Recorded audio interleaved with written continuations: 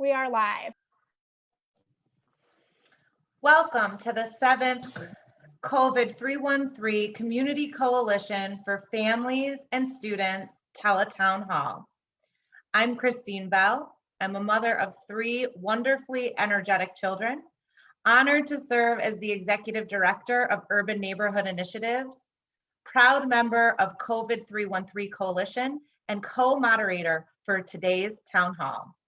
As the days are getting warmer and longer, I've been spending more time outside with my kids and thinking about what the summer is going to look like for them, as well as the youth and families engaged in our programs.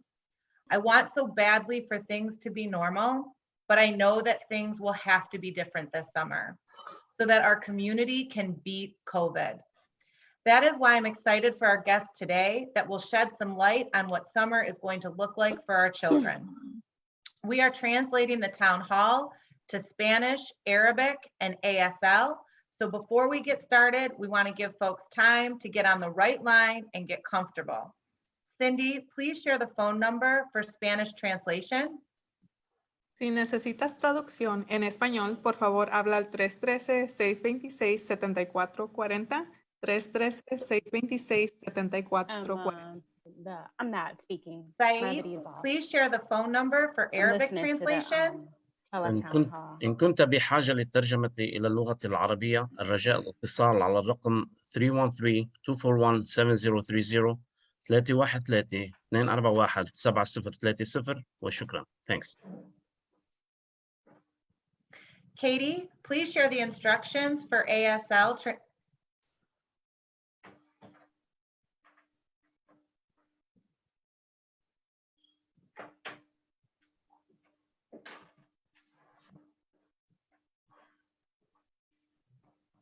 Thank you, Katie, and thank you, Christine. I'm Jametta Lilly, and I am honored to be the CEO of the Detroit Parent Network and co-moderator for these weekly town halls.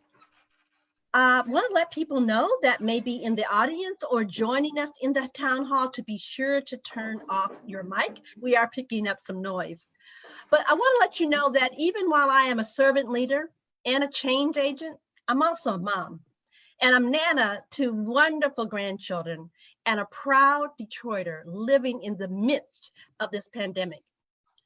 I have to tell you, I'm also really proud of the individuals and the organizations that make up the COVID313 Coalition for Families and Youth. Because in spite of the challenges in our own organizations, including sickness and including deaths, just like in your community and in your families, we're here. We're showing up every week to be with you. And every week, we are going to love on our beloved community with facts, support, and resources. In a nutshell, we're going to continue to bring knowledge because we know that knowledge is power. Yet, while we all know that knowledge is power, we are all struggling right now with a lot of questions. A lot of questions as we listen to the national as well as the local news. And some of those questions might be like, it's beautiful outside, but how can I get outside with my family and enjoy my family at the same time stay safe? We have questions such as we're hearing new things about COVID, how it's impacting some of our children. We have questions about why isn't there enough testing and outreach in the communities that we know are disproportionately being impacted with COVID. We're also wondering, well, what's happening with our small businesses and entrepreneurs and those filling out their unemployment that have not received their money yet? Billions of dollars have gone to corporations. We have questions such as why? Why are people showing up at our state capitol with guns? And why are people suing our governor who is using science and facts to keep all Michiganders safe and alive? These are just some of the questions and yes, answers that we're going to continue to explore with you. So this week again, we have experts and trusted sources along with parents and community organizations who, like you, we are all juggling this new reality, but we can offer ideas and resources. We're also going to share with you opportunities for collective action for promoting literacy for all, for equitable funding for our schools, health and mental health systems, universal internet and technology, and an economy where all of our children and families can thrive. These are some of the questions and uncertainties that we know by applying our knowledge, our love for our families and our community, and using our power together can keep us safe. And if we work together, if we stay focused on our safety and love for each other, we know that we will get through this. We'll get through this, blessed and connected. Christine. Thank you, Jametta. Soon we're going to hear from Crystal Hepburn, Team Lead, Children's Special Health Care Services, Detroit Health Department, Dr. Michelle Leno, President, DML Psychology Services, Lillian Roa, Prevention Specialist, Youth Clinician, Chaz Center, Jessica Alley, Detroit Director, Project Art, Crystal Wilson, DPSCD, Assistant Superintendent of Communications and Marketing, Rajeshi Bhatta, Director of Detroit Operations, Grand Valley State University Charter Schools Office, Chandra Marshall, Hope Starts Here, Implementation, Policy and Research Manager, Steve Gray, Director of the Michigan Unemployment Insurance Agency, Amanda Holliday, from Congress of Communities, representing Hope Starts Here as the Community Outreach Coordinator, and Kimberly Boyd, Spirit-Filled Yoga. Stay with us for the next 90 minutes so that you can stay informed and powerful during this time. We want you to ask the questions that matter most to you and have a little fun. So to ask your questions, please use the chat on Facebook or text your questions to 313-288-2082. Again, that number is 313-288-2082. We will have question and answer after each segment. If we can't answer a question today, we are committed to getting the answer to you by early next week. All questions that are asked today will be posted with their answers on onepbs.org. Cindy, please share the Spanish translation number for folks that have just arrived. Si necesita traducción en español, por favor, hable al 313-626-7440, 313-626-7440. Thank you, Cindy. Saeed, please share the number for Arabic translation. إن كنت بحاجة للترجمة إلى اللغة العربية رجاء الاتصال على الرقم 313-241-7030. الرقم مجددا 313-241-7030. وشكرا. Thank you, Saeed. Katie, please share the instructions for ASL for folks that have just arrived.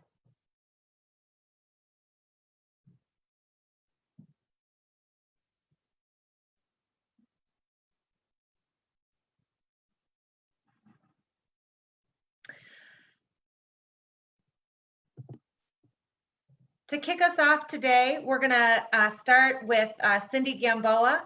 Cindy? Thanks, Christine. And hi, everyone. I'm Cindy Gamboa. I'm a proud parent of 3 wonderful children. I'm the organizing director at Detroit Hispanic Development Corporation, and I'm a proud member of the COVID313 Community Coalition. As a reminder, the COVID313 Community Coalition for Families and Students formed to ensure that everyone has regular access about what's happening during this crisis. We're here for you, and we're going to continue to have live town halls every Thursday from 12 to 2, and we're going to continue to coordinate resources on one site. COVID313. Like Jametta said, I know we all have questions. Today, we hope to share important information and tips on how to cope with stuff like, I don't know, this social distancing thing, right?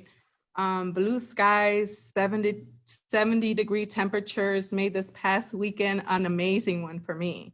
I know being at home with kids all day, you know, just makes it difficult. And I couldn't wait for that weekend to make sure that I got out. But we need to think about how to do that in a safe way. I don't know about you, but I'm also very impressed about how creative folks are getting about this being together while safely being apart thing. Zoom birthday parties, parades celebrating our grads, and ballroom dancing. Wait, hold on, ballroom dancing? Yeah, you can count on Detroiters with this one. So let's go ahead and watch this video.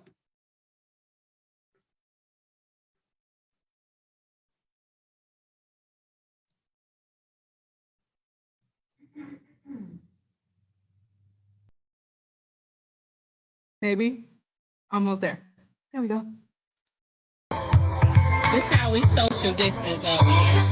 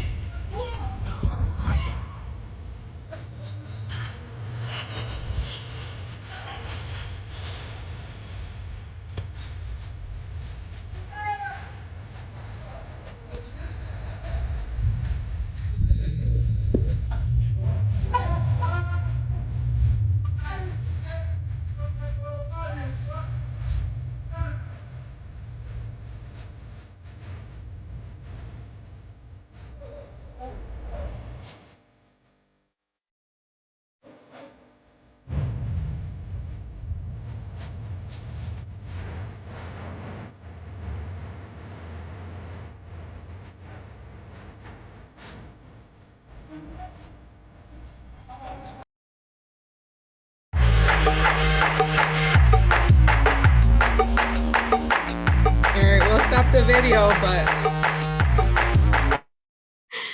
that is how we do it in the D. I don't know, but now it's your turn. The stakes are high. We want to hear from you. We want to see what creative ways are you doing right now to make sure that you're safe during this COVID crisis. If you have a real cool idea that you want to share with us, send it to us. We want to see all your cool videos. You can text it to 313-288-2082. We're going to go ahead and feature real cool videos on how you're staying safe during this COVID crisis in our upcoming town hall. So send in your videos, guys. Oh, and one other thing, by the way, it's still not, there's another thing you can do right now to help out our city, and that's completing your census.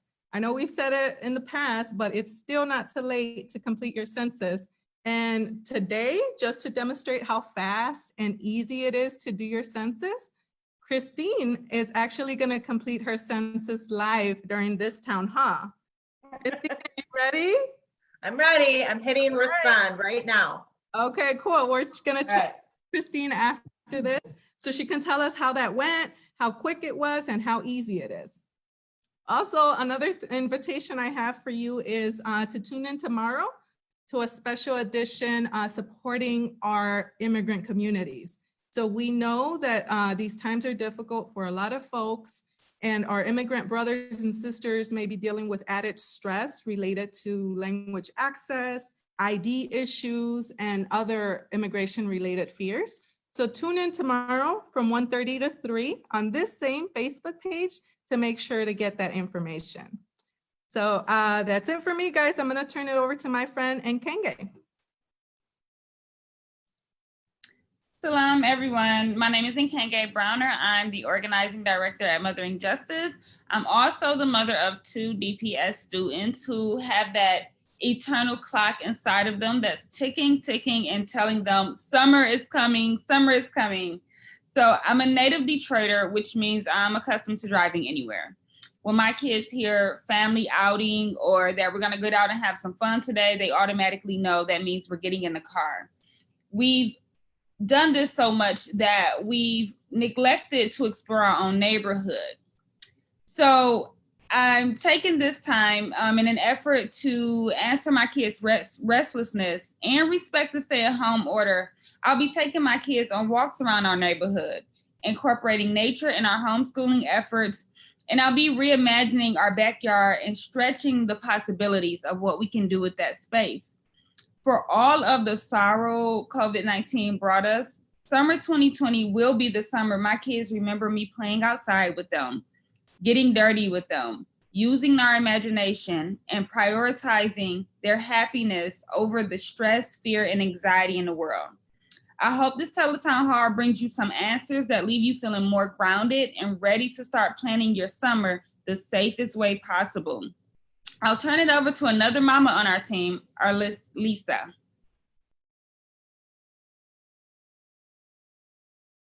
Thank you, Nkenge. Thank you so much. Hello, everyone. My name is Arlisa Hurd. I am an organizing member of 482 Forward. I'm an organizing member of 482 Forward, a member of the COVID313 Coalition, a proud mother of 2 sons, and grandmother to a beautiful 6-month-old. What can I say? We are making our way through this pandemic. This is week number 8.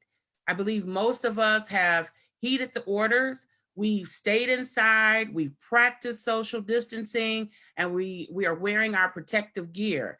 In fact, many entrepreneurial opportunities have been created in this moment. Have you seen some of these beautifully designed masks that people are wearing? Are absolutely fabulous. People are making it work the best way that they know how. People are hosting religious services online. They're even having drive-through church services. DJs are hosting online parties. Families are even playing online games, and the list goes on and on. However, we are not out of the woods yet. I know the weather has been nicer. Friends and family can't wait to get out and get together. The parties, the cookouts, the parks. I know it's so tempting, but we need to wait. We have to wait. We're almost there. That's why to my Focus Hope neighborhood and to all the zip codes throughout the city of Detroit, I just want to say to you, just hold on just a little while. Very soon, we'll be able to gather and embrace our families again. However, just because we are practicing safety doesn't necessarily mean we cannot go outside. It doesn't mean that we cannot have fun. It just means we have to be safe when we do go outside and when we do have fun. The video that Cindy showed just a few minutes ago is a perfect example of having fun and being safe. And in fact, why don't you, Detroit, show us how you keep it safe outside? As Cindy mentioned earlier, we want you to record your videos of how you, your family, and your friends keep it safe outside. Send it to us so we can post it on our next live town hall. But before we jump into our program today, I want to remind you, I have to remind you about something that is very important that we need your help with right now. Can recall about 2 weeks ago, the courts decided that Detroit students had a right to literacy and that key leaders who put harmful policies in place were responsible for denying students this very right. Although the case was ruled in the favor of the students, it's not over. It is very important that Governor Whitmer settle this case by the deadline, and the deadline is actually today, May 7th.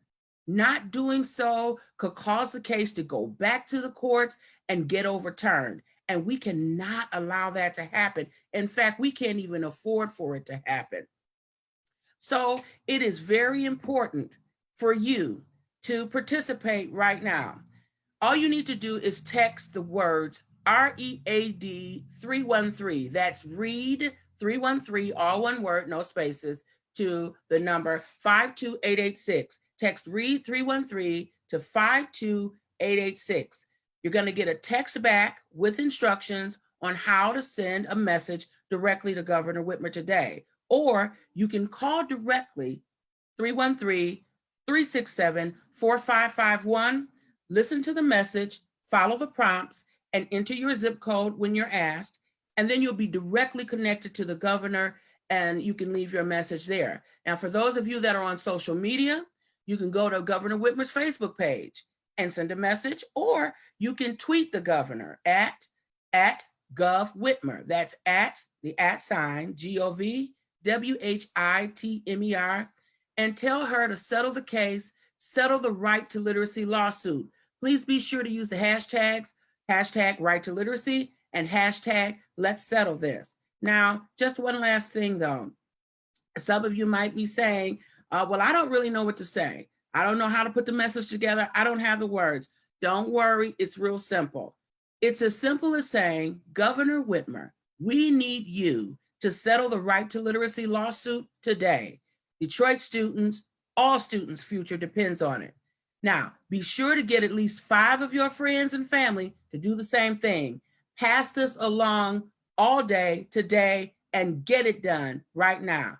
Okay, now that we have all the particulars out of the way, let's get started with our program. If you are on Facebook Live, we have chat moderators that will answer your questions and post questions on the Zoom for our panelists to answer. If you're watching from onedetroitpbs.org, you can text us questions to 313-288-2082. That's 313-288-2082. The rules for the Facebook or for the chat are being posted now. We're committed as a group to posting the answers to questions that aren't answered today. We're committed to answering them early next week on our partner Facebook pages.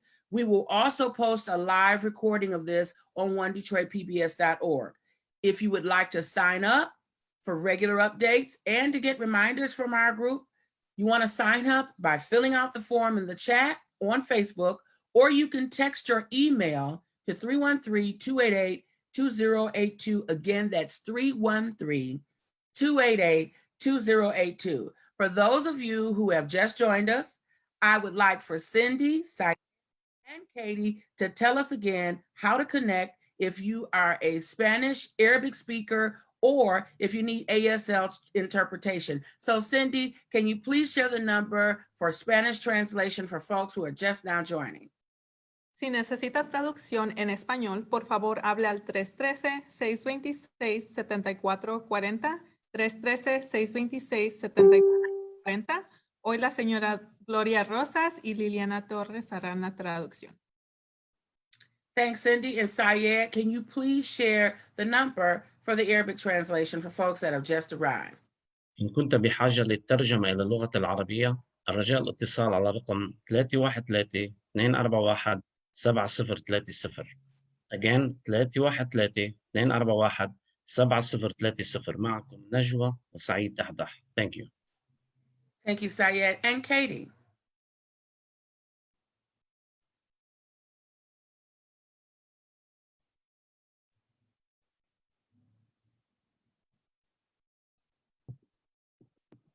Thank you, Katie. And now I will turn it over to our moderators for the day, Christine Bell and Jametta Lilly. Christine? Thank you, Arlisa. And in that time, I just completed the 2020 census for our family. So we are now counted. So hopefully you guys can do the same. It took, I think, less than 10 minutes. We're excited for our expert panelists that could join us today to share with us the 3 to 5 most important pieces of information that families and students need to know right now. Also, we have some amazing guests that will lead us in some kid activities that we can continue to do at home. For our experts, please remember to speak slowly for our translators. They want to make sure that they're translating correctly the information that you are sharing. Also, please remember to turn off your camera when you're not speaking to ensure that our ASL interpreter can be seen, and also remember to mute yourself when you're not speaking. You will have 5 minutes to share. Terry Whitfield will chat you your remaining time, and if you go over your 5 minutes, Jametta will gently remind you to wrap it up. We will be taking questions from our audience at the end of your segment. Jametta? Yes, thank you, Christine, and thank you, everyone. And thank you for showing us the way that the D does it by staying safe. We're going to move into our program, but again, want to remind you that we would love to hear your questions. You can type those into Facebook, the live chat, or you can text to 313-288-2082. Again, that is 313-288-2082. And as we do consistently, we are going to begin very importantly by hearing about health and how we stay safe and protected during this COVID crisis. And to return to the Detroit Health Department, we're so pleased to always have Crystal Hepburn, who is the team leader for Children's Special Healthcare Services, to join us. Crystal, thank you so much. You have 5 minutes. Great, thank you so much for having me. It's a wonderful opportunity for the Detroit Health Department to participate and continue to communicate all of our great work that we're doing in the city of Detroit. Currently, at the city of Detroit, we do have our contact hotline available, still 24 hours a day, 7 days a week. We also have our website for any residents to go ahead and view. We've made some wonderful additions to it. Our main website is detroitmi.gov/coronavirus. Again, that's detroitmi.gov/coronavirus. We often get some requests for information such as the hotspots around the city. We do have some updates to our website that will show you a heat map, as well as a breakdown of positive cases by zip code. Unfortunately, we do not have the numbers per death in each zip code at this time. Continuing to gain information from individuals and from the health perspective will go ahead and allow us to continue to update.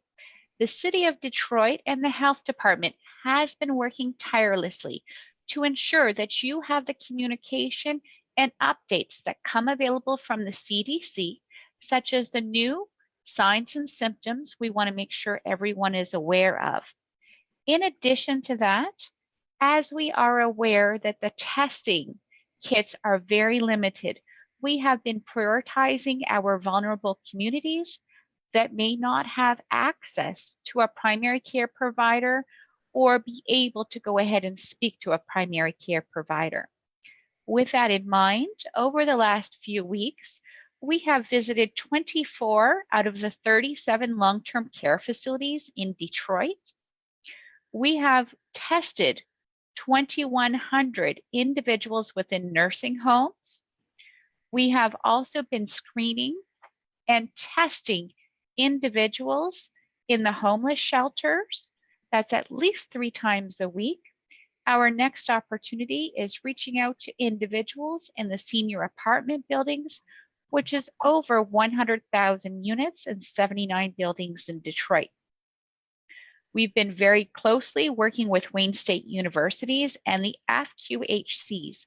We have been nationally recognized for providing rapid testing. We are the first in the country for the Abbott rapid testing to ensure that we can get some timely results for our first responders and frontline community employees. In addition to that, we want to make sure that we recognize coming into the summer weather that we still want to maintain our social distancing. Still, please get some exercise, go out with your family, use some local parks. However, the playgrounds will still be off limits. So consider maybe jumping rope, doing hula hoops. You can still do plenty of opportunities for exercise in your local community. We've been very fortunate to have some CDC guidance participate with our local health department. We've got some wonderful strategies to ensure that everyone stays safe, including wearing helmets if you happen to go for a bike ride, making sure you continue to wash your hands, maintain your distancing, and continue to wear your mask each and every time you go out of the house. This will be our new normal. there may not be access to sporting events and sporting teams and activities as previous. However, we do want to make sure that individuals are aware that you can get quite creative as you've gone ahead and seen with the videos. Nikenge, Arlisa, and Cindy have all mentioned there's wonderful alternatives to participating in larger groups. You can participate in different activities, maybe in your backyard with badminton or other items like that. I appreciate the opportunity, and I know our time is quite limited. Please feel free to give us a call at 313-876-4000 and press number 1 at any time to speak to a representative from the Detroit Health Department should you need access to a provider, transportation, the appointment hotline, or other resources. Thank you very much. And thank you, Crystal, and thank all of you at the Detroit Health Department that we know are working really hard to be able to take these issues to scale for our community. And we're going to continue to listen to hear some of these outcomes.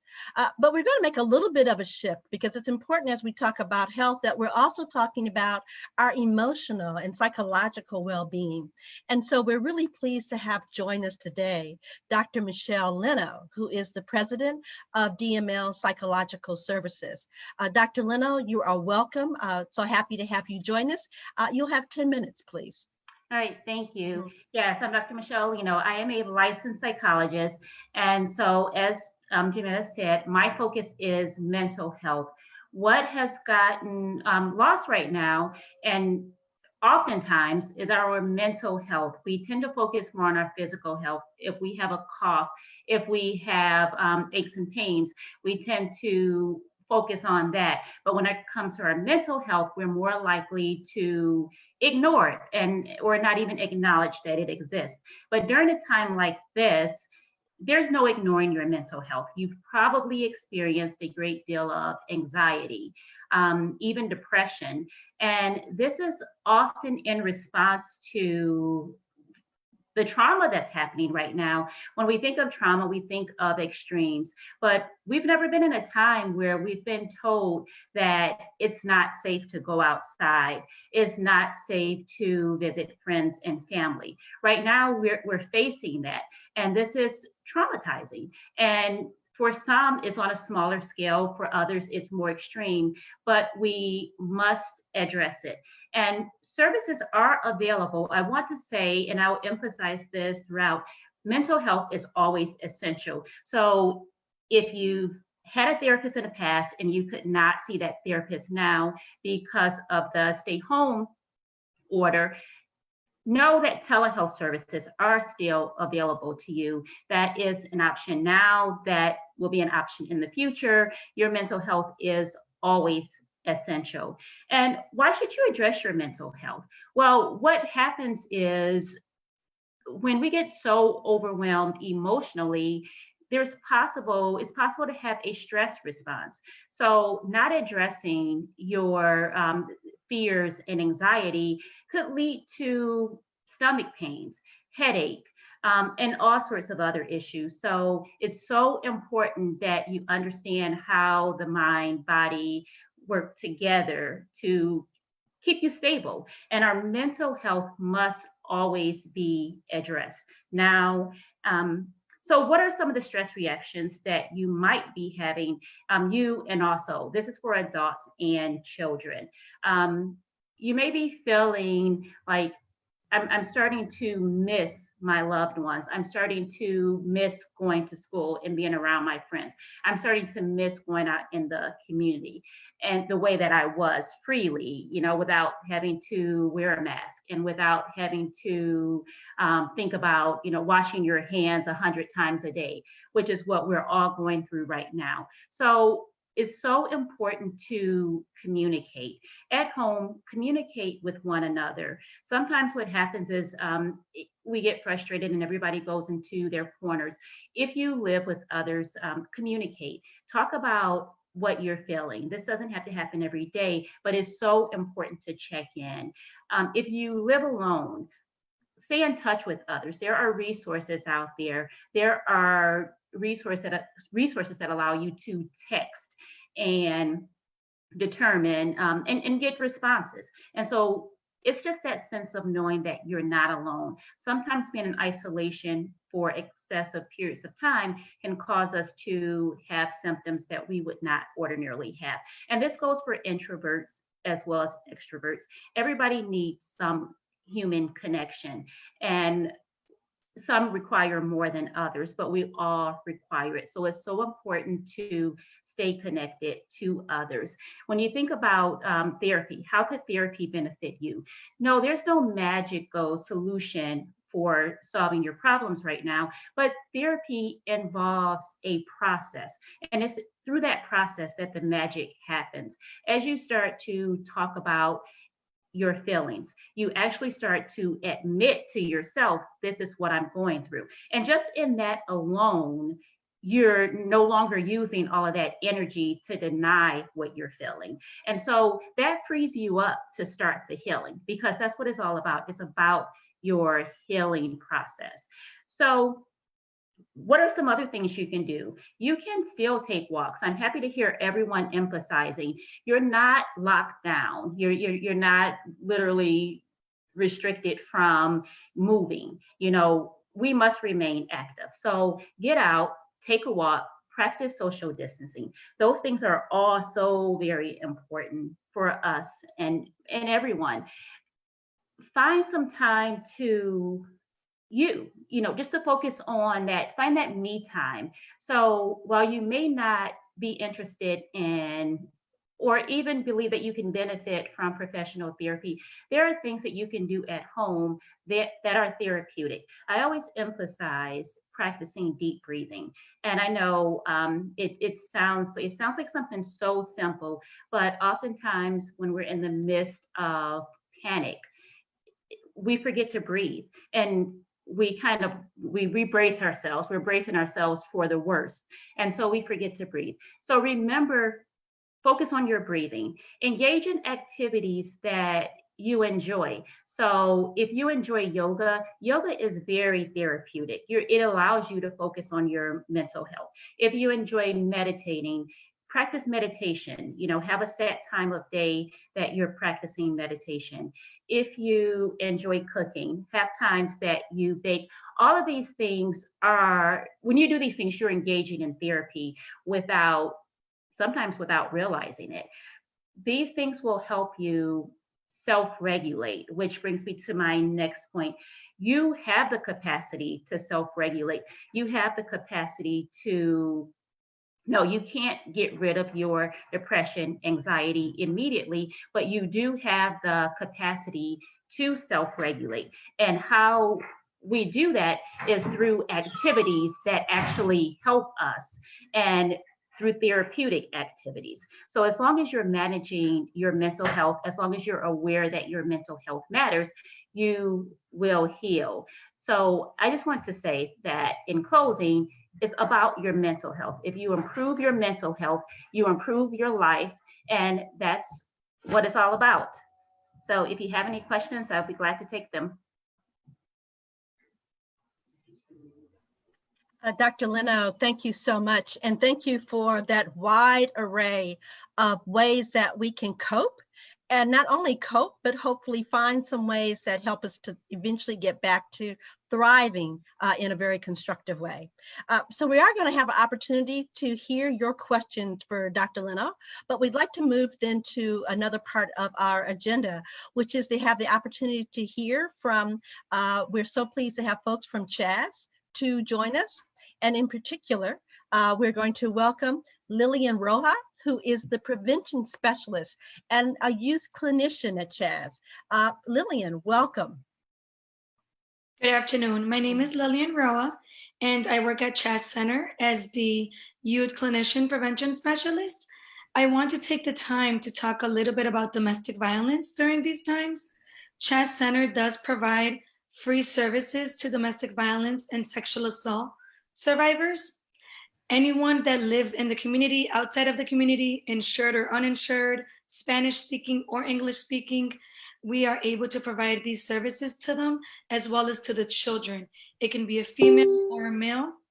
as long as they identify as the survivor of domestic violence or sexual assault. We do know that during these times of COVID-19 pandemic, violence tends to increase.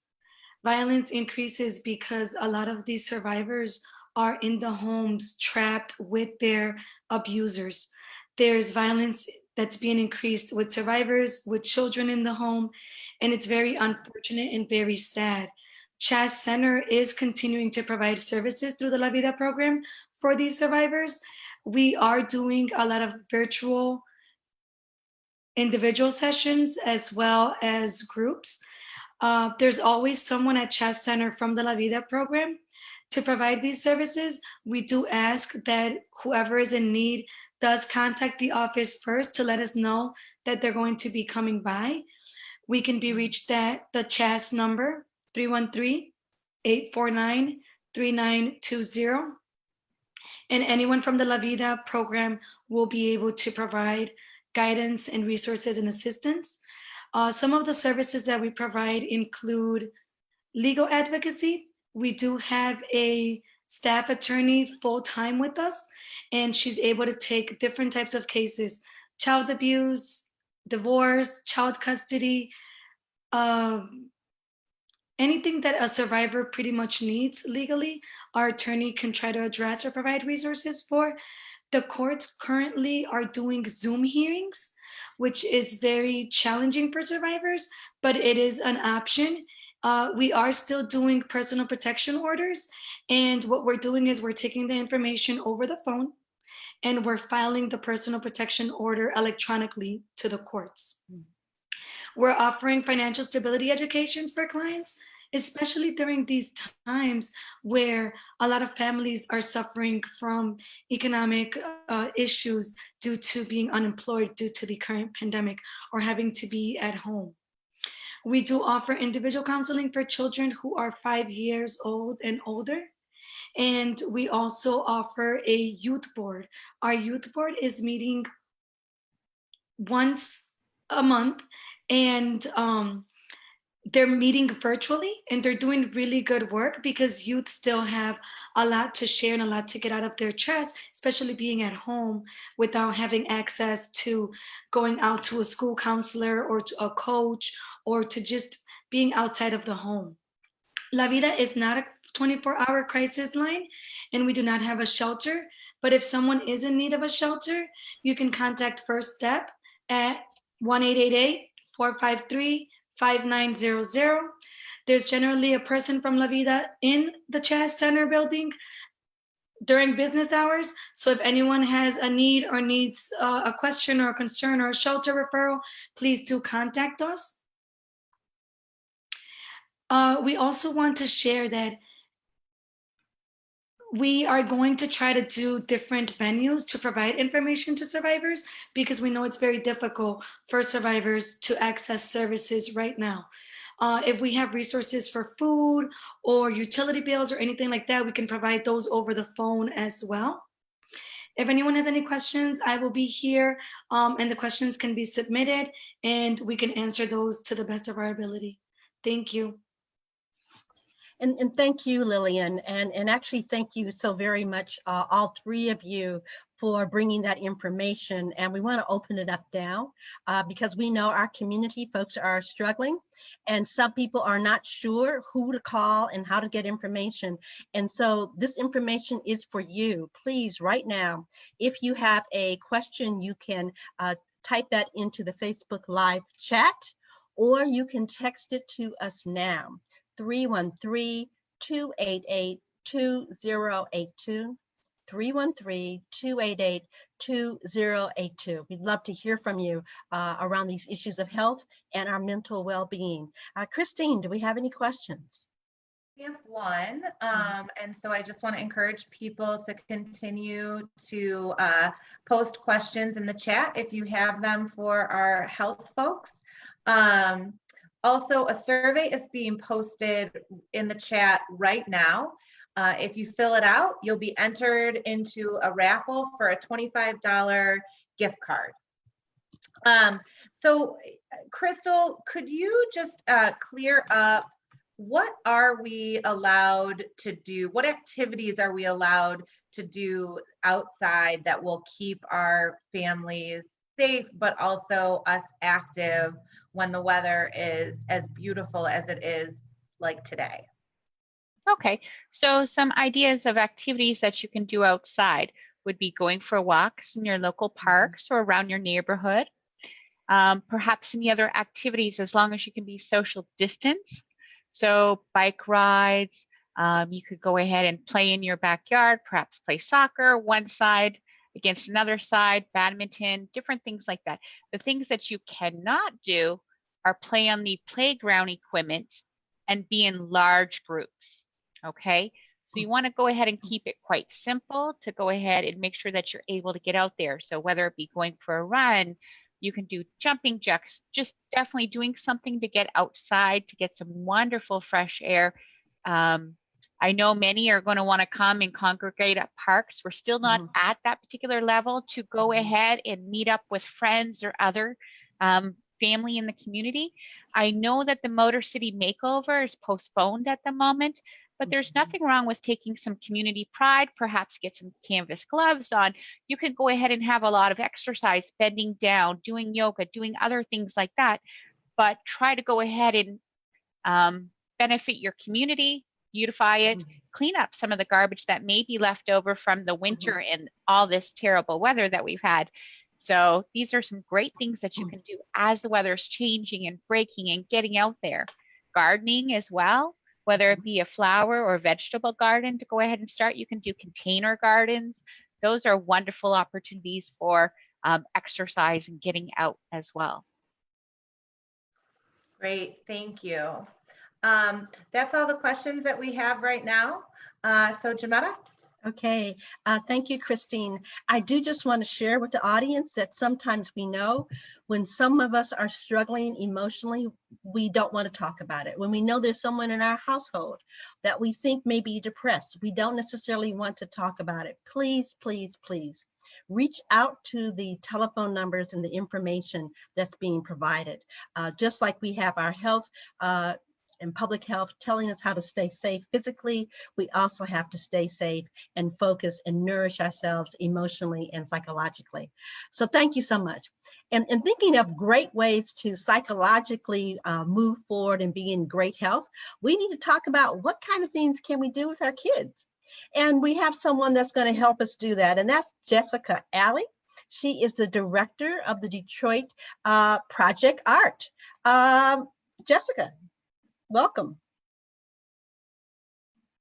Hi, it's such a pleasure to be among such a resilient community, to say the least.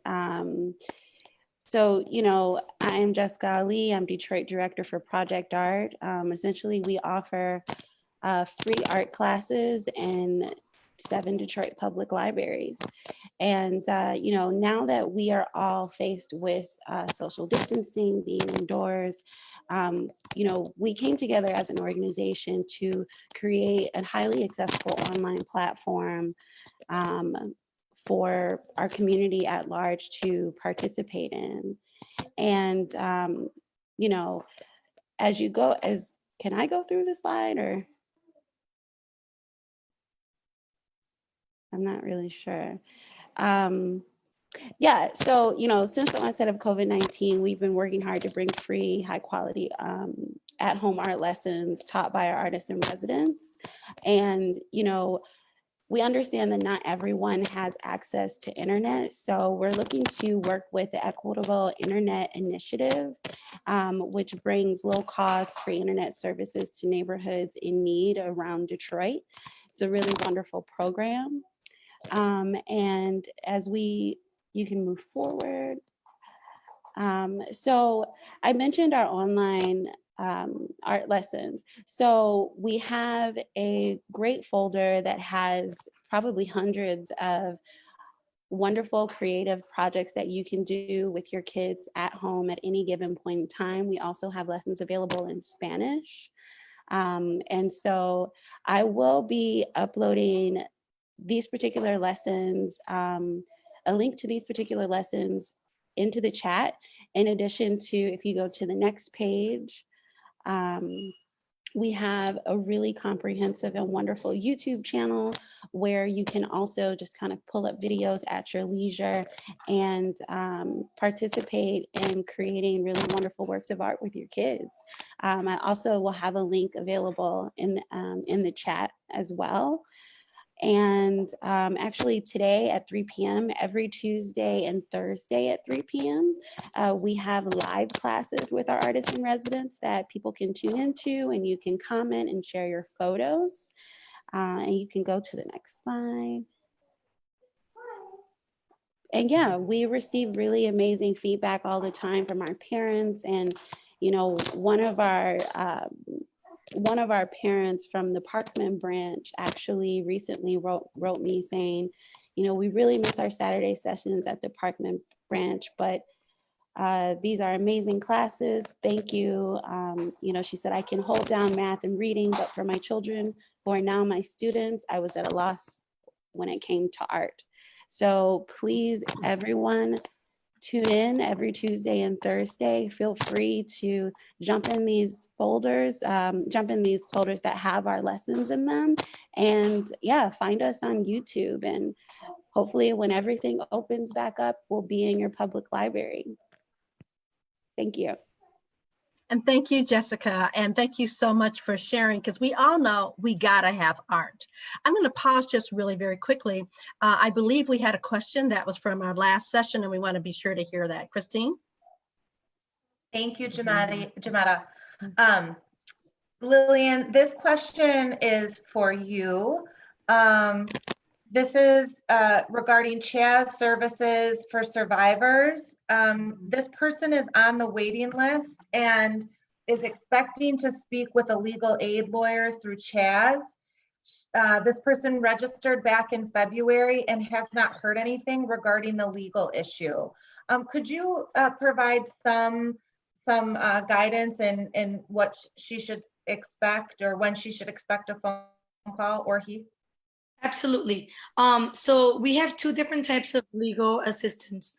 One is immigration, and the other one is for family law.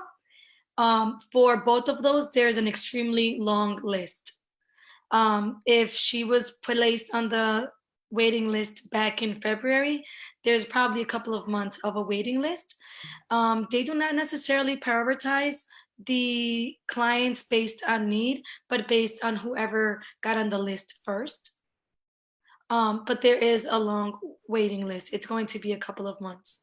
What she can do is she can call the phone number. She can ask for Irma Gonzalez or anyone from the La Vida program and see where she's at on the waiting list. Great, thank you, Lillian. We're also going to share your name privately, her name privately with you, and so so that maybe you could reach out directly. Absolutely, yes. Great, thank you. Thank you. Mm-hmm. Yes, and thank you, Christine, for mentioning that. There are some of you that have chatted us or have questions. We can certainly pass your name on to one of our speakers. So we're moving to our next segment, which is also so critical in addition to health, which is to focus in on education. And this time, what we're going to do is a focus on technology, thinking about summer and planning. And so we're pleased to welcome back, as part of our coalition, is Crystal Wilson. Crystal is the Assistant Superintendent of Communications and Marketing for the Detroit Public Schools Community District. Welcome, Crystal. Have a beautiful day. You too. Thank you. Bye-bye. Crystal, you're live. Okay, I'm so sorry. I got a call right before as you were introducing me, and I was like, oh goodness. Thank you No for worries. having me. I've been multitasking these past 8 weeks on 2 devices and on 2 laptops in my new home office. And I just want to say it's Teacher Appreciation Week. And we are so grateful for our teachers and the work that they have been doing since the COVID-19 pandemic. So I'm gonna just stop and give our teachers a huge round of applause on behalf of our board and on behalf of the superintendent. And we know that during these times, our families, our parents, mom and dad, grandmothers, aunties, everybody who's taking care of our children. They've been working so hard to just maintain from a socioeconomic status to academic. And we are just so grateful to be a part of this community and be able to offer resources to you as we emerge into a new normal. At Detroit Public Schools Community District, as you know, we have the Parent Academy, and we have a catalog with a ton of listings of amazing classes. We have taken the Parent Academy virtually. And what does that mean? Essentially, we're offering classes in 3 different ways. You can call in on the telephone, you can dial into Teams, and there are classes that are translated into your language. So we are including the information for everyone. We're offering distance learning classes. We're offering cooking classes. The Cinco de Mayo cooking class that we had on Tuesday was exciting. I learned some new tricks, as we are all probably doing more cooking than we ever thought imaginable. And we will have coding classes, health support classes, mental health support classes. So in addition to the academic infusion, we're also trying to provide a variety of information so that we can remain balanced as we cope with the different various levels of loss and pain and discomfort. So I thought I'd highlight that. The Parent Academy catalog is available on the district's website and on the social media pages at DetroitK12.org. Or if you are on social media, you can go to @ Detroit K12, and we are on Twitter, Instagram, and Facebook. The other thing that I wanted to talk about today is in harmony with what we've already heard is the mental health support. So we are working along with the Detroit Wayne Integrated Health Authority. They actually have walk-in community care services right now. You don't need an appointment. And it's Monday through Friday, 8:30 a.m. to 6 p.m. And it's the community care services at 26184 West Outer Drive, Building A, Lincoln Park, Michigan. The phone number is 313-389-7500. Again, it's 313-389-7500. So if you need walk-in mental health support, you can get it walk-in. In addition, the district has a hotline that you can take advantage of to call for support. I talked to a mom today, and she is helping another parent through this difficult time. So we've set up a hotline for both students and families. And that number is 1-833-466-3978, Monday through Thursday from 9 to 4 p.m. And again from 5 to 8 o'clock. We know folks got to cook and carry on and with their lives. So we want to make sure we have times for everyone. And then on Friday from 9 to 3. And that hotline is there for emotional support and also for students and families. That same phone number can be used for the homework hotline. So we have certified teachers who are here to help our students and their families as they navigate through distance learning. So please call the homework hotline so that you can receive the support that you need. We've been getting a lot of questions about graduation, so I just wanted to provide you an update based upon what Dr. Vitti has said in the media and to families through the FAQ and what you may be hearing at the school level. At this point, we have only postponed graduation ceremonies and proms. It is our hope to have them in July or August, and at the latest, November or December. We prefer to have them in person, of course, with social distancing, if possible. So right now, we're working on options with our principals to provide that experience for our seniors. If you would like to celebrate your seniors, B. Thomas is working with us from WWJ and also our friends over at WDIV. They are asking us to share stories with them about our seniors who are doing amazing work. We know a lot of our seniors are getting accepted to college. Decision day was this past Friday, so many of our students found out where they would be attending school, and we want to celebrate that with them. So for the entire month of May and June on our social media platforms, we're going to be celebrating our high school seniors. We know it's not the same, but we still want to use our platforms and our channels to just highlight the good work that we've seen this year and just their journey through school over the past 12 years. We want to celebrate that with the families and our students.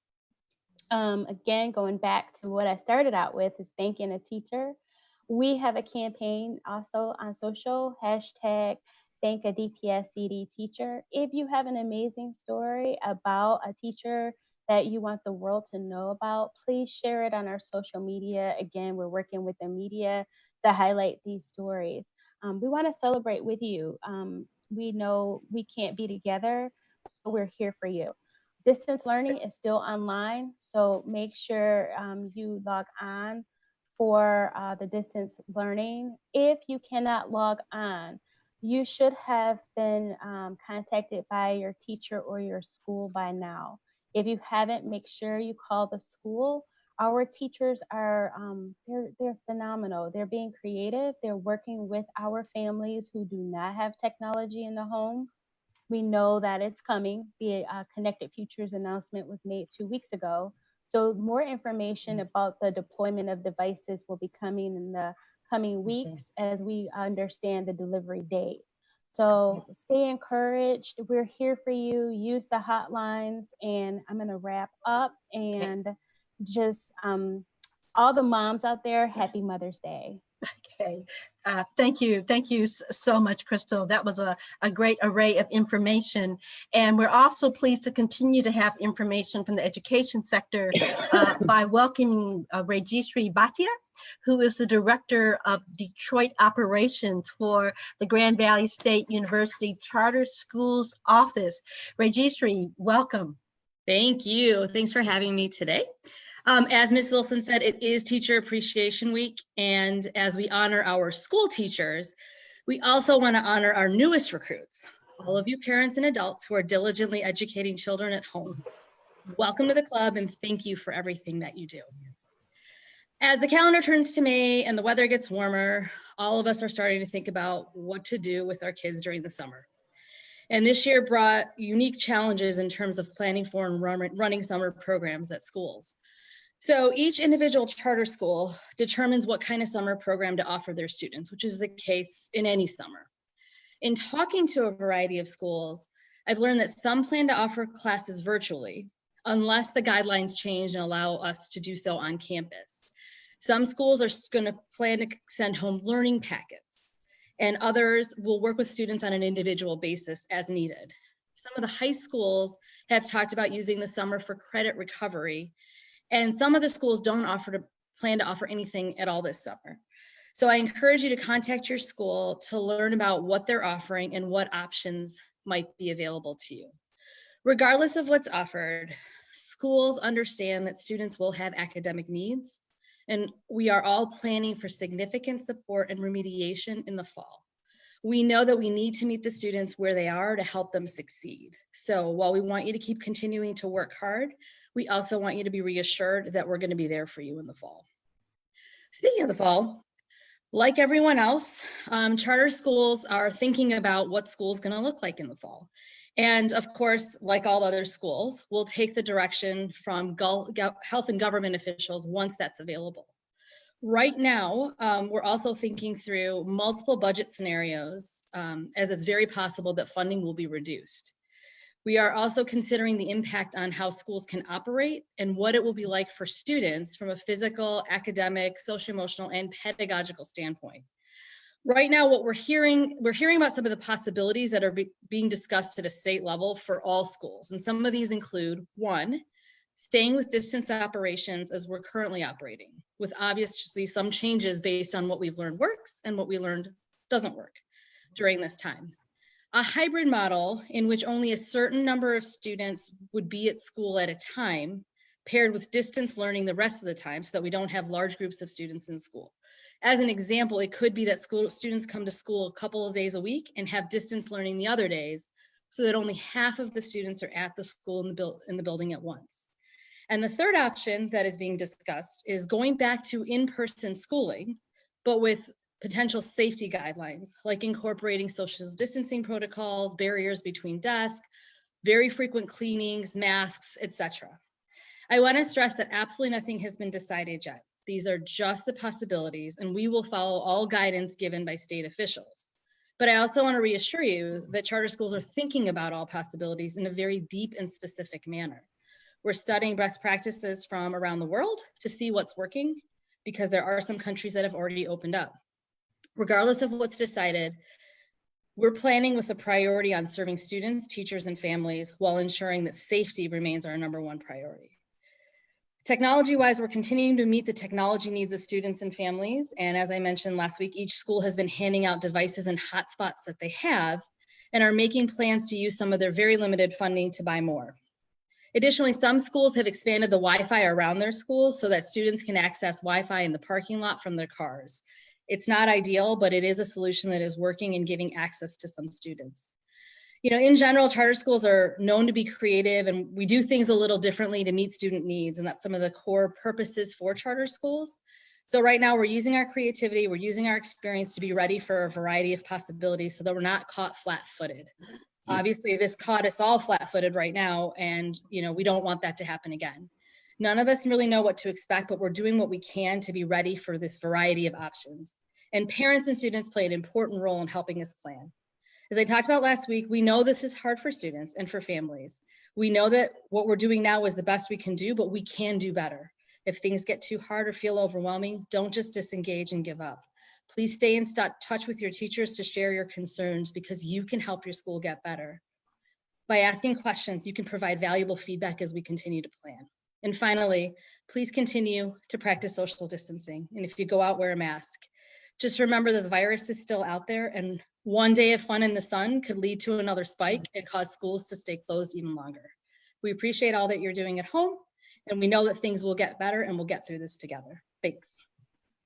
And thank you, Rajeshri, and thank you for underlying the practices that we know will keep us safe, and that you are thinking very deeply as a system about how to make things better for our children as well as our families. But as we think about our families, we also need to think about our families from pregnancy for little ones all the way up into the 2nd and 3rd grade. And to help us to make sure that we're thinking and focused on that population as well, we're really so pleased to have Chandra Marshall, who is representing Hope Starts Here, and specifically she is the implementation policy and research manager for Hope Starts Here. Chandra, welcome. Thank you, Jametta. To kind of focus on distance learning, aligned with the governor's state of emergency extension until May 28th, Governor Gretchen Whitmer signed Executive Order 2020-65 on April 30th to extend and clarify Executive Order 2020-35, which ordered all K-12 school buildings to close for instructional purposes to students for the remainder of the school year, and to provide continuity of the learning infrastructure by setting guidelines for remote learning. In addition to continuing the actions taking place in the previous Executive Order 2020-65 also suspended in-person instruction of both the Great Start Readiness Program and early childhood programs for the remainder of the 2019-2020 school year. So GSRP is Michigan's state-funded preschool program for 4-year-olds. So the order requires the development of implementation of a GSRP plan for distance learning. The plans can include a variety of opportunities with the families in mind. That can include weekly learning activities, parent-friendly assessments of learning at home, virtual classrooms utilizing the Zoom platform, and social emotional resources, as well as guest readers and more. So the provisions of coordinating and collaborating and learning at a distance for GSRP services should be aligned with the beginning date specified in the district's submitted plan and need to begin no later than May 7th, which is today. So as always, Hope Starts Here is working to ensure that essential workers have access to quality and early childhood options. And we are also ensuring that these programs have what they need to provide the service safely and are well equipped with cleaning and facility and hygiene supplies, online and digital supports and more. So in partnership with United Ways of Southeastern Michigan and support by the City of Detroit, www.detroitearlylearning.org launched this week. So this is wonderful and exciting news. And one of the awesome resources in support of programs that can be found there is a community connection Bridging the Gap Response Fund that provide up to $2,500 to childcare providers, many of whom are at home based, and this $225,000 fund for operating grants to small size programs serving essential workers is made possible by support from the Kresge and the W.K. Kellogg Foundation. So please note that this grant opened up on April 28th and the deadline is until funding is used. Once again, please make sure to visit www.detroitearlylearning.org. Thank you. And thank you, Chandra, and thank you for sharing those resources that are available to childcare providers and particularly families out there who there are thousands who are essential workers who need the benefit of those opportunities. Christine, do we have any questions for anyone in the educational segment? We do, and remember there is a survey that is being posted in the chat right now. If you fill it out, you'll be entered into a raffle for a $25 gift card. So take advantage of that and continue to post your questions, either text them to us or post them in the chat on Facebook. The one question that we have is for DPSCD. Crystal, could you please repeat the DPSCD hotline again? The phone number, please. Yes, the phone number is 1-833-466-3978. And the hours are Monday through Thursday from 9 to 4, and again from 5 to 8, and Friday from 9 to 3. Thank you, Crystal, so much. Jametta? Yes, and thank you again for the educational section. We're going to shift now to something that's really on many of our minds, and that is what is going on with the ability of our folks to be able to get unemployment. And to help us have some better understanding of what's occurring in Michigan and perhaps even nationally, we are really so very pleased to have Steve Gray. Steve is the director of the Michigan Unemployment Insurance Agency. Welcome, Steve. Hi, thank you for having me. I'll give a quick update on what's going on, and then I'll be available to take questions. So between March 15th and May the 2nd, the U.S. Department of Labor reports that we had more than 1.3 million initial claims for unemployment. That's around a quarter of the entire state workforce. That happened in the space of 6 weeks. So to give you a comparison, when we were looking at the great recession that we had in 2008, 2009, 2010, the most claims that we took during that period was 330,000 claims. And that was spread out over many months. And so we've had this unprecedented historical demand. And that's been seen across the country, but Michigan was hit particularly hard. At one point, we were the third highest number of claims, even ahead of New York. I think now we're the fourth or fifth highest. So it came at a time when we were staffed at our lowest level that we had been because unemployment was so low. So when you have that huge increase in the number of claims compared to the amount of staffing that we have, it just really caused some pressure on our system. So we got busy and have added over 650 customer-facing staff. But even with that, we understand that people still are not able to get through to the phones. On a typical phone day, on a busy Monday, we take probably 7,000 calls. Now we're getting over 150,000 calls a day. And so we can only, even with adding the additional staff, answer just a fraction of the number of those. And so what we've been doing is, after the initial claims have come in and the claims have started to slow down, and about 95% of those are filed online. And so we focused on the two areas where that people are still struggling with. And the one area is that even though we've paid, over $4 billion in benefits over the last 6 weeks to over 1 million people, there's still a segment of the, of the people that have applied that haven't gotten their benefits yet. And that's because of federal requirements. We have to review certain cases for eligibility. And so cases are being held to review their, if there's an issue about eligibility. And so we've been trying to remove as much as possible the red tape that, was put in place from the previous administration. The governor has issued a number of executive orders to ease some of the eligibility requirements so that we don't have to review those cases. But even with that, we're still left with a significant number of people whose cases need to be reviewed. And that's typically the people that are trying to call the system.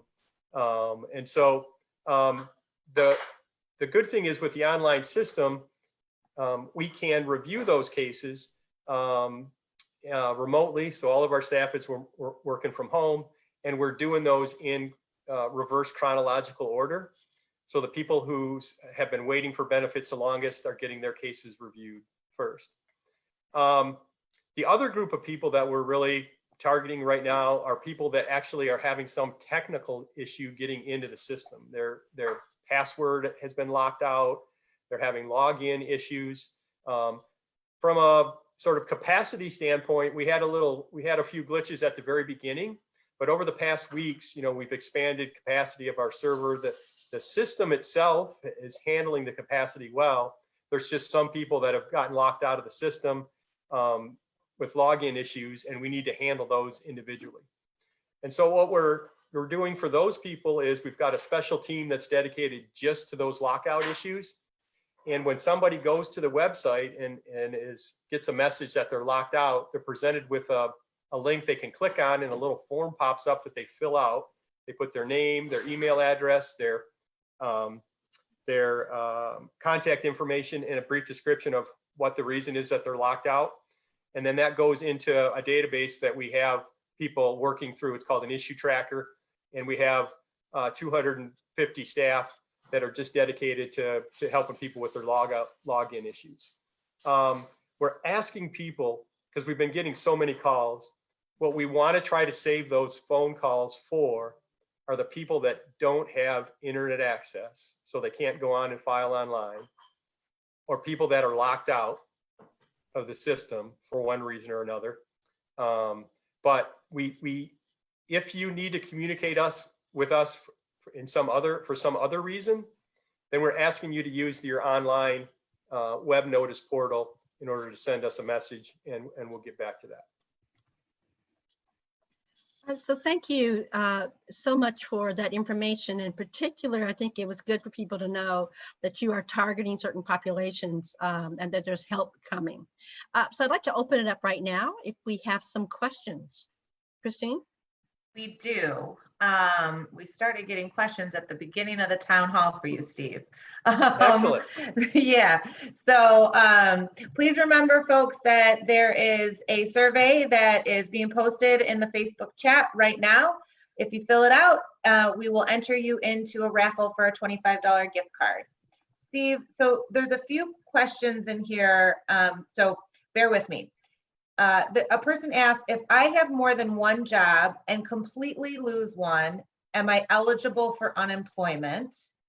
The one job I lost is from my own personal LLC, where I'm the sole employee. The job that I kept is for another company.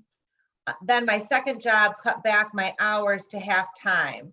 how do I apply for unemployment, or am I not eligible? So you should be eligible for, there's two types of unemployment right now. There's the regular state unemployment benefits, and that's based on the wages that you've had in the past year. And so it looks at, whether or not you were a W-2 employee, whether or not you were considered to be an employee of that company.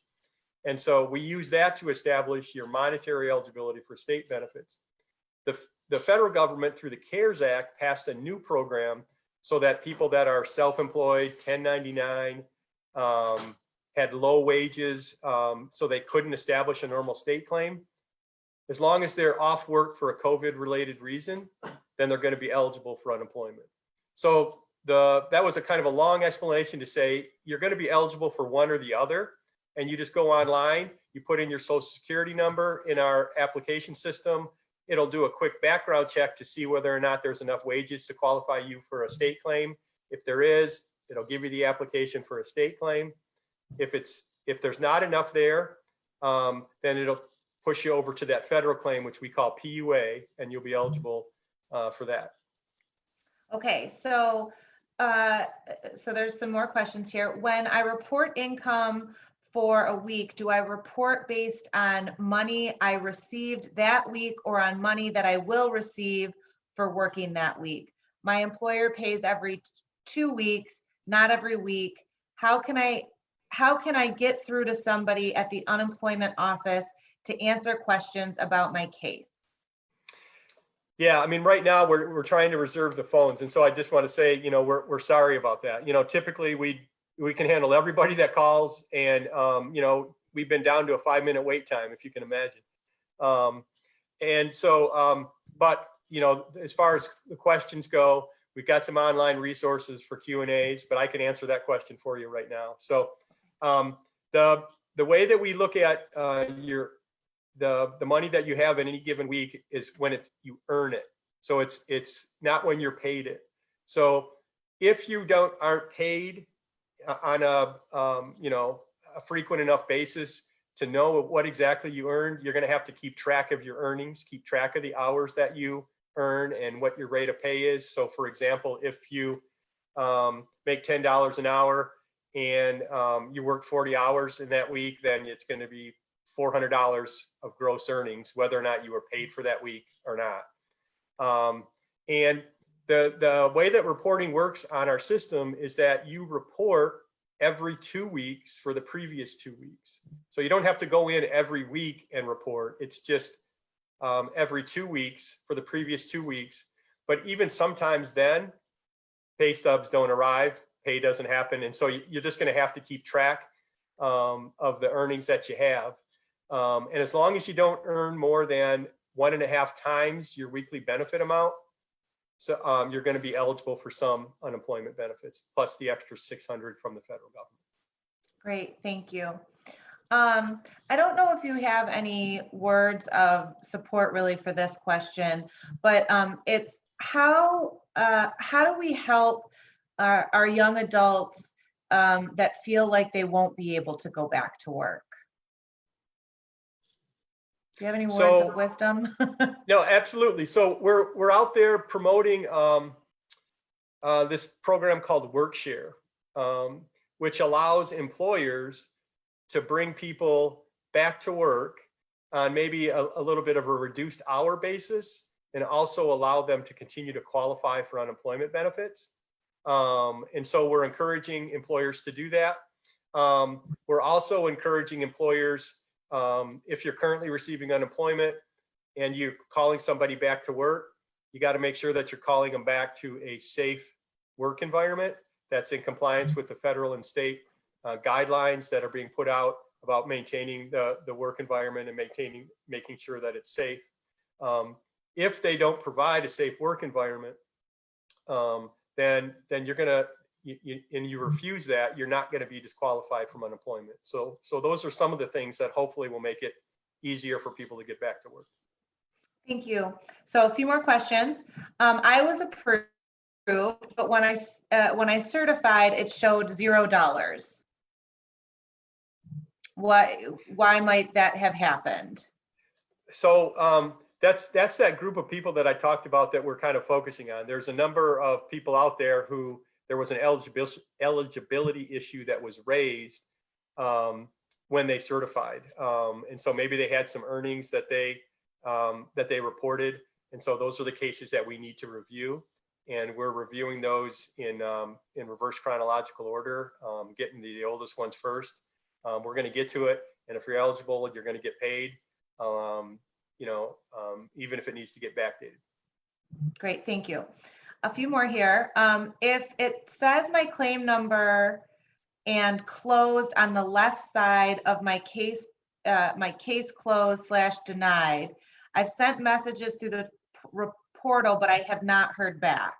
So it sounds like for this one, they're saying that the case was closed or denied, and they're trying to get information about it, but haven't heard back. Do you have any direction for this person? Oh, Right, wait, and then it says, in talking with a representative, they said my case was flagged for fraud, but it is totally inaccurate. I cannot seem to work this out. Can't get anybody on the phone to resolve this. What can I do? Gotcha. So that gives me a lot more insight into that. Yeah, so sorry. We have a lot of people whose cases were flagged for fraud, that they had nothing to do with fraud. So just because your case is flagged for fraud, what happened is during a period of time in 2010, 2011, 2012, and beyond, we had a huge wave of imposter claims filed. Professional criminals who would go in and file claims they'd get Social Security numbers and other information that they buy off the black market, and then they were just filing claims on behalf of people. So in order to address that, we had to put sort of protections in place to make sure that people didn't come in and refile that. And so your case has been flagged as a potential case that would have been imposter. And we have a special group of people that's just working through those and making sure that they're not imposter claims. And so just keep an eye on your account. Send a web message to us just to make sure that that we know that it's there. And then there's a group of people, like I said, that are working through those in reverse chronological order, and we're gonna get to that. And assuming that this wasn't a fraudulent claim, you're gonna get paid. Okay, so we have two more. If my job reopens, maybe three more. If my job reopens, but I'm too nervous to go back to work because I don't want to bring COVID back to my family who I live with, can I still qualify for unemployment? Right. So, like I said, people are looking at that right now, and people are nervous about, going back to work. And you have to ensure, and the employer has to ensure that it's a safe environment and that they're in compliance with MIOSHA, CDC, the governor's guidelines on maintaining a safe environment at work. So if they don't, and you refuse to go back to work, you shouldn't be disqualified from unemployment. So I think you want to make sure that you're up to, that you're up to speed on what the requirements are for a safe workplace. And if it comes to your attention that you don't think that they're providing a safe workplace, then you need to contact MIOSHA.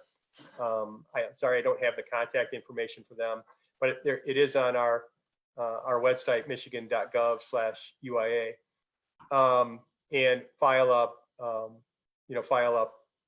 a complaint with MIOSHA if you think it's not safe. So we'll make sure that we get those numbers to folks and some of that information as well. So that's very helpful. If I have multiple jobs, is the number to qualify to receive unemployment payment 1.5 my combined total income or of any one job? It's your combined income. So there's so many people in this economy that unfortunately have to have multiple jobs. And so, we look at your total income and say if that's more than 1.5 times, then you're not going to be eligible for that week. If it drops below, you could be eligible in subsequent weeks. Great. If my employer isn't letting us safely social distance or wear masks, can I quit and qualify for unemployment? Sounds similar to what was just asked, that they need to be following the Absolutely, it's the same standard. guidelines. Yep, it's the same standard. So you just want to make sure, you want to try to give your employer an opportunity to correct it. And I think then you also want to, file a complaint with MIOSHA if you think that they're not in compliance. Great, we will definitely get that information. Jametta, one last question. Can people who are self-employed but do not have a registered company apply now? What do they have to present? So right now it's just your social security number and that you say that it'll ask you a series of questions and you'll just have to certify whether or not you're without your income or without work because of a COVID related reason. For example, a photography shop had to shut down because nobody could come in because of the stay at home recommendations from the governor. So you would be eligible for this pandemic unemployment assistance, this federal program. And then if you have your tax information, you're self-employed, your tax information, either 1099s or a lot of self-employed people have a Schedule C that they fill out for their taxes.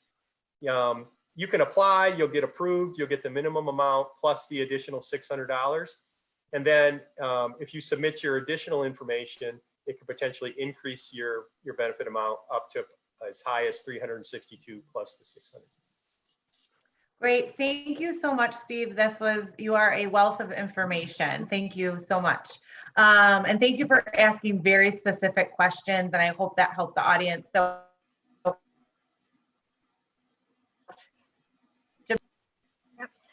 thank you, Steve, and thank you, Christine.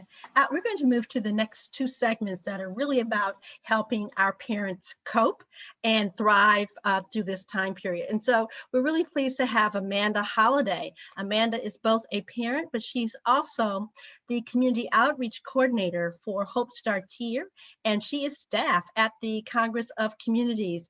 Amanda, welcome. Thank you. Welcome, everyone. My name's Amanda Holliday, and I work for Congress of Communities. We're in a partnership with Hope Starts Here Imperative Number 2, which is also called Detroit Champions for Hope. I'm supporting the Detroit Champions for Hope as a community outreach coordinator for the area of Detroit City Council District 6. I want to tell you a little bit about Detroit Champions of Hope. It's an important part of Hope Starts Here. We have 2 community outreach coordinators and 21 community outreach specialists. They all cover all of the 7 Detroit City Council districts. Our purpose is to support parents of young children in Detroit, and we want to remind families that you are your child's first teacher and champion. We also want to share with parents that there are 6 simple things you can do each day with your children to support their growth and development, and I'm sure you're already doing them. We call them the 6-a-days. And they're actually outlined here on my shirt. It's hug me, read to me, speak with me, encourage me, sing with me, and play with me. Originally, before COVID-19 started, the Detroit Champions for Hope and Hope Starts Here were planning lots of events for families. Events like Family Fun Days, Things for the Day of the Young Child, which was on April 27th, as well as outreach, door knocking, tabling at events, and a lot more that we were going to do in Detroit neighborhoods. Now, because of social distancing orders and considering the health and safety of people in Detroit, we've changed our outreach method. The community outreach specialists have been creating videos for social media. We've been making phone calls, writing advocacy letters, and sharing how we do these 6-a-days with our own children. We hope that when the social distancing orders are lifted and it's safe to do so, we'll continue our face-to-face outreach in all of the Detroit districts. But for now, you can look for us on social media at Hope Starts Here Detroit, Facebook, Instagram, all of those. And you can search the hashtag HopeBuilds, or you can look for us at hopestartsheredetroit.org. Personally, as a mom of an 8-year-old and a 2-year-old, I want to share some encouraging words for all of you parents. This is a really difficult time for everyone, and it's even more stressful for parents of young children. My husband is an essential worker, putting himself at risk each day, and I spend my days working from home on Zoom meetings and on my computer, while my children get way more screen time than they probably should. In the middle of trying to focus on a virtual meeting, I'm getting crawled all over by my 2-year-old, or interrupted for a glass of water, or the 100th question of the day by my 8-year-old. I feel stressed out not being able to see my parents, or my friends, or my family, and I'm sure all of us can relate. Please know that we're in this together, and know that you are an amazing parent, and you're doing your best for your children, even when you don't feel like it. I also recognize that I'm really blessed. There are a lot of people who have it way worse. People who have lost jobs and are struggling to pay bills, or worse yet, are sick with the coronavirus, or have lost friends or family to COVID-19. And I pray for your family, and I'm so sorry if that has happened. Everyone is doing their best at this time. So please know that your children love you, and you are a great parent, even when you don't feel like it, because I definitely don't feel like it all the time, especially right now. Just enjoy your children as much as you can, and remember each day, do these 6 days. Hug them, read to them, talk with them, encourage them, sing with them, and play with them. Thanks for listening. Amanda, that was awesome. And it was so important for us as parents, as grandparents, as neighbors, whomever we are, is to know that we got to keep loving on ourselves so we in turn can be there for our families, and know that, yes, it's difficult, it's challenging, but we can get through this. But also another thing that we can do as we're working on affirming ourselves is to think about how we can use our bodies in a way that helps us cope. And so one of the things that all of you told us the last time is that you particularly enjoyed the opportunity to do that. And so we're so delighted to bring back with us Kimberly Boyd, who is with us from Spirit Field Yoga. And I have a challenge. As Kimberly is showing us some moves, to everyone out there, get out of your chair and let's listen to what Kimberly is doing, but let's do what she does. Kimberly. Thank you very much. How you doing, everybody? All right, so wherever you are, whether you're sitting on a chair or on the floor, I invite you to start rubbing your hands together. And take one hand, place it on your chest right over your heart. Take the other hand, place it on your belly. And just see if you can sit so quietly and so still that you can find your own heartbeat and your own breath. Because we've heard a lot about the importance of breathing, and sometimes we don't even notice when we have stopped. So breathing in through your nose, allow that breath to fill that hand on your belly and blow it out, squeezing your belly button to the spine, and breathe in again. Inhale through the nose and feel the breath expanding, getting a little bigger, and exhale. Release it, let it go. And one more time. Inhale and exhale. And then shake it all out and let it go. All right, so there is a breath that I want to teach you that is good to do if you're feeling just a little frustrated or you're at the end of a really good cry, whether you are the child or the parent. Try this breath to bring you back from a really good cry, all right? It's called bunny poo, okay? So the first part is 3 short sniffs in, like a bunny rabbit would sniff, and then you blow it out, like that. Ready, and again, bunny. I think I can hear you making that poo sound. One more time. Ready, and sniffing in, bunny. And all right. And so now with your hands, on the desk or on your lap, we need to have some flexibility, all right? So you're gonna look up and allow your back to arch. And then as you look down, let your back round as you're squeezing your belly button to your spine, and feel how you are sequentially moving through your spine.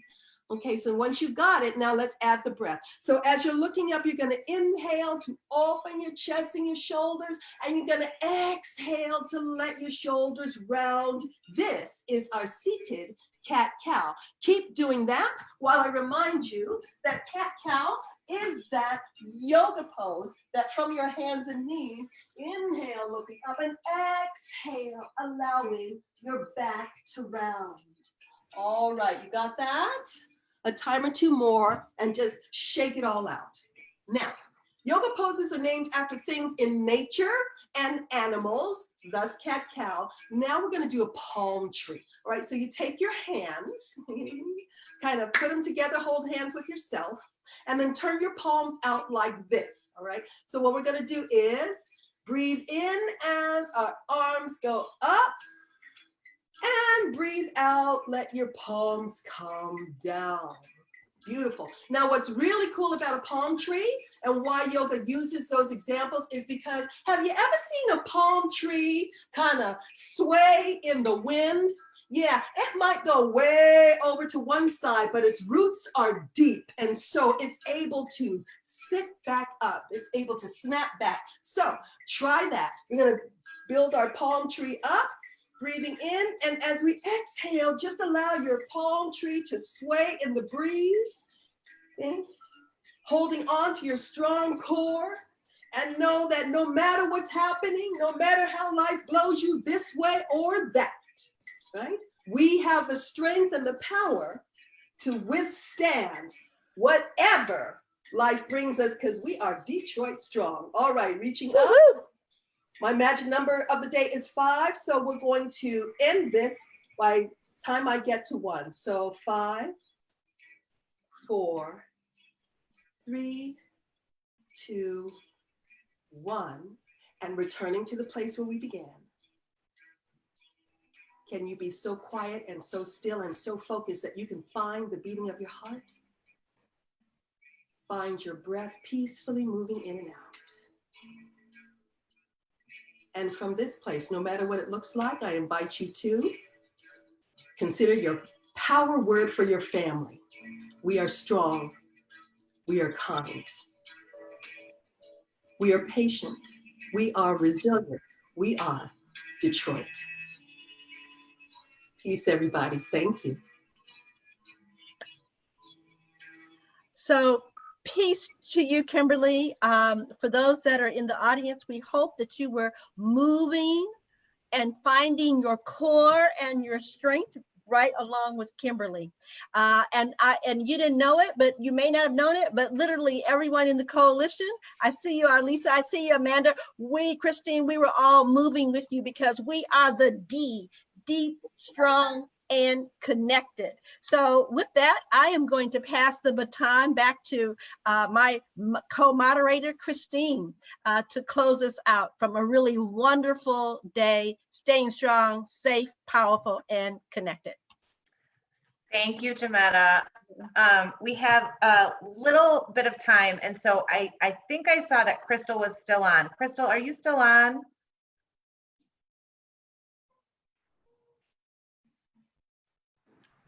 Okay, I don't hear her, so we will get the question answered that an audience member asked about. Oh, you're here? Hello. Crystal? Okay. We'll make sure that we get this question answered about a church that is now offering testing without an appointment. So the audience member that asked that, please look for the answer on Crystal from the health department. Crystal from the health department, sorry. Is Crystal from the health department still on? She is not. Okay, so we'll get that question answered for folks. So we are at 1:45 and we are going to wrap up our town hall. We want to thank all of our panelists And we want to thank each of you for joining us today. Again, if your question wasn't answered, we will get the answer for you and post them next week on onedetroitpbs.org. Again, we'll be here every Thursday from 12 to 2 to bring the most up-to-date information. To sign up for regular updates, fill out the form that's in the chat right now, or put your email or phone number in the chat, or text it to us at 313-288-2082. Again, 313-288-2082. We know that we can only cover so much in 2 hours. So we have started to develop deep dives in areas that you've asked for more information. So please join us tomorrow from 1:30 p.m. 3 p.m. right here for our immigration town hall. Coming next week is a deep dive into child care subsidy, about the new funding and the opportunities for parents and providers and essential workers. You heard our Hope Starts Here folks talk a little bit about that. You can learn more next week. If you'd like to learn more about the deep dive, please go to www.detroitparentnetwork, all one word, .org, or you can call 313-505-8653. And in the coming weeks, we are going to have more information and do a deep dive around racial disparities with health, education. We are working with community leaders in Detroit and in other communities in Michigan to address these racial disparities and to bring you more information about them. Like every week, we have a few asks for you. So this week, we would really, really want you to call the governor today and encourage her to settle the right to literacy lawsuit. You can do this by texting READ 313 to 52886. This is so important for our students in Detroit and really for students across Michigan. It gives them a right to literacy, which we all know is essential to our livelihoods and to enjoyment. So please make sure you reach out to the governor. There is also still time to fill out our census. For most people, it should take 10 minutes. It took me a little less, but I was also doing it kind of quickly so I could get it done. So it only takes 10 minutes to fill out, but these 10 minutes will ensure that we have the funds for education, healthcare, food, and emergency services for the next 10 years. Please encourage your friends and family to participate through our sidewalk challenge, #WeAllCount. The census participation rate for the city of Detroit is only 43%. We need more of our families to fill out the census. If you need help filling out the census, you can call 844-330-2020. This is so incredibly important that we do this. The money that comes from the census is based on how many people fill it out. That money goes to supporting our community and determines how many seats we have representing us in the US Congress. If our numbers are too low in Detroit, we could risk losing seats in the US Congress, including the seats currently held by Representative Rashida Tlaib and Representative Brenda Lawrence. So the census is really important. Anyone can fill it out. I just went through it. The questions are really easy, and really you can just report the number of folks that are living in your house. So please reach out if you need help, but please make sure you fill out your census. One last thing before you go, we really want to cover topics that you are interested in hearing about. So please share those topics in the Facebook chat now or by texting 313-288-2082. We are also posting the survey one last time in the chat. Please fill it out. Once you've filled it out, you'll be entered into a raffle to receive a $25 Visa gift card. So this town hall is really a group effort. We sit on phone calls every day. There's 20, 30 people on those calls at times. So I really want to make sure that everyone is acknowledged today. So could everyone please turn on their video right now? All right. And we want you all to remember to stay healthy, stay powerful, and stay strong. Liliana, can you share that message in Spanish? Quiero que mantengan empoderado, saludable y sano. Thank you. Saeed, could you share it in Arabic? آمنا حافظ على صحتك وابقى قويا. رمضان كريم. Thank you, Saeed. We'll see you all next week. See you guys. Bye-bye. Be blessed, everyone.